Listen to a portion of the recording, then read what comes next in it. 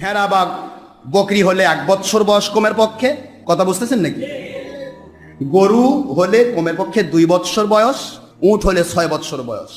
গরু আর মহিষ হলে কয় বছর বয়স? 2 বছর। এখন 2 বছর, এর মধ্যে দাঁতলো না দাঁতলো প্রশ্ন। অনেকে বলে যে না হুজুর দাঁতেনি। আপনি কনফার্ম কি না যে 2 বছর হয়েছে কিনা? 2 বছর হলেই কোরবানি হবে। সুবহানাল্লাহ।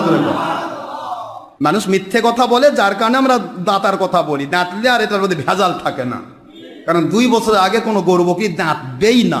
কথা কি বুঝতে পেরেছেন? দাঁত উঠবে না। তো যাই হোক, এখানে প্রশ্ন হলো 2 বছর হলেই কোরবানি যথেষ্ট, 1 বছর ছাগল হলেই যথেষ্ট। আর যদি মেষ হয়, অর্থাৎ দুম্বা বা ভেড়া জাতীয় হয়, ভেড়া যেহেতু অল্পেই বড় হয়ে যায়, এই জন্য ভেড়া যদি 6 মাসেরও হয়, এটা হাদিসে এসেছে স্পষ্ট, 6 মাসের ভেড়া হলেও সেটা যদি 1 বছরের মতো দেখায়, ওকে জব করলে কোরবানি হবে। জোরে বলুন সুবহানাল্লাহ।